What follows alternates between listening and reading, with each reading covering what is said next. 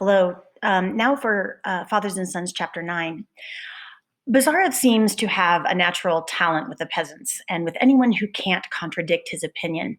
And when Bazarov meets Fenichka and her baby, she allows him to handle the child. But notice that when Arkady tries to handle the baby, it puts up a fight. The touching and sentimental scene in which Bazarov is idly playing with a child is perhaps intended to give us a hint that even the supremely aloof Bazarov may have a hidden spring of tenderness dormant within him. Certainly, we can credit Turgenev with subtly preparing us for the breakdown of Bazarov's cold exterior once he is confronted with Madame Odintsova. Bazarov's nihilism is again revealed when he ridicules Arkady for saying that Nikolai should marry Fenichka. Arkady actually thought he was being very advanced by advocating such a marriage, but Basarov is even more advanced, more liberal, by believing that marriage is just a ridiculous institution that has no meaning. After this discussion, there is a trace of hostility between the friends that we can note. Basarov's nihilism is again revealed when he's scornful of the fact that Arkady's father plays classical music on the cello. He finds it highly ridiculous that a 44-year-old father living in a distant Russian province would read classical literature and play classical music. So we, as readers, have to begin to evaluate Bazarov and his views. We should see that Bazarov attacks almost everything about Arkady's family and estate. Basically, he's impolite and intolerant of many things in Arkady's family. So we should be aware of the constant the reaction of the young men, both to his own parents and to the other's parents. Notice that Arkady is very kind and polite later when he meets Bazarov's family, but Bazarov makes no effort to conceal his contempt for Arkady's relatives. At the end of this last chapter 9, we will have yet another hint that Arkady is not pleased with his friend. After Bazarov has been so critical of Pavel and Nikolai, Arkady feels a slight degree of separation. And this is going to continue on until a little bit later on when, well, we'll just find out. Okay, here we go. Chapter 9. On the same day, Bazarov made acquaintance with Fenichka. He was walking with Arkady in the garden and explaining to him why some of the trees, especially the oaks, had not done well. You ought to have planted silver poplars here by preference, and spruce firs, and perhaps limes, giving them some loam. The arbor there has done well, he added, because it's acacia and lilac. They're accommodating good fellows, those trees. They don't want much care. There's someone in here. In the arbor was sitting Fenichka, with Dunyasha and Mitya. Bazarov stood still while Arkady nodded to Fenichka like an old friend. Who's that? Bazarov asked him directly they had passed by. What a pretty girl. Whom are you speaking of? You know, only one of them was pretty. Arkady, not without embarrassment, explained to him briefly who Fenichka was.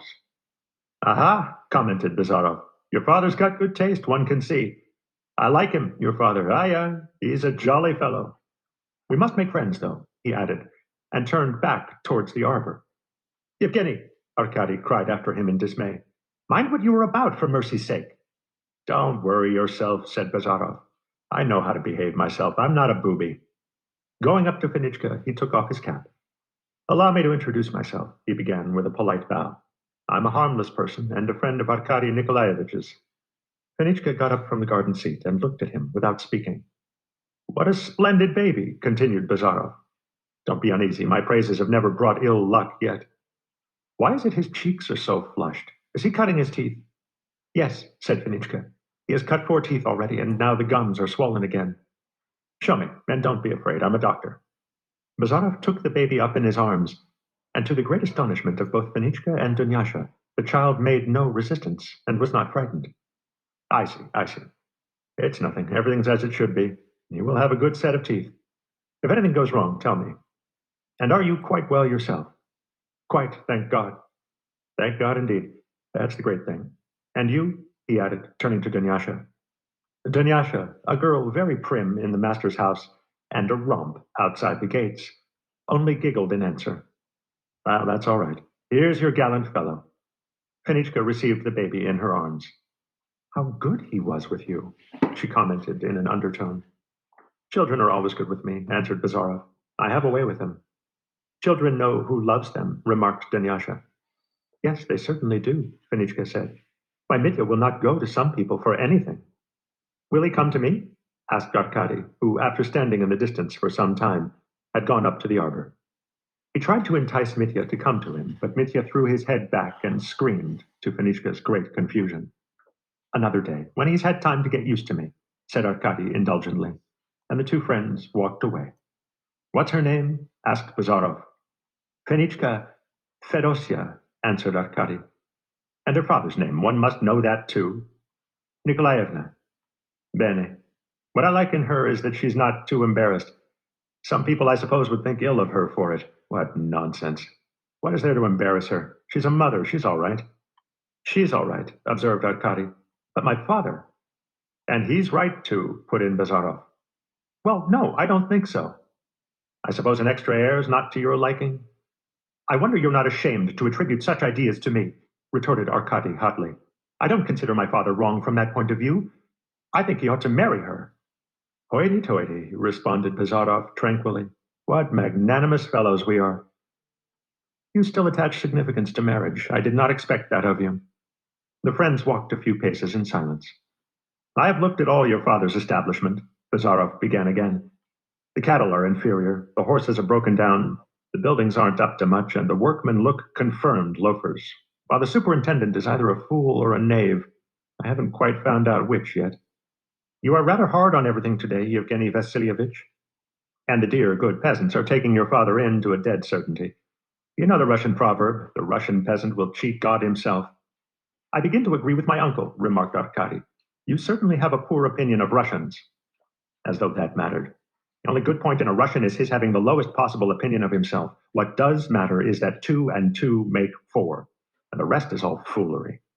"And is nature foolery?" said Arkady, looking pensively at the bright-colored fields in the distance, in the beautiful soft light of the sun, which was not yet high up in the sky. "Nature, too, is foolery in the sense that you understand it. Nature's not a temple, but a workshop, and man's the workman in it." At that instant, the long, drawn notes of a violoncello floated out to them from the house. Someone was playing Schubert's Expectation with much feeling, though with an untrained hand, and the melody flowed with honey sweetness through the air. "What's that?" cried Bazarov in amazement. "It's my father." "Your father plays the violoncello?" "Yes." "And how old is your father?" 44. Bazarov suddenly burst into a roar of laughter. "What are you laughing at?" "Upon my word, a man of 44, a paterfamilias in this out-of-the-way district, playing on the violoncello." Bazarov went on laughing. But as much as he revered his master, this time Arkady did not even smile.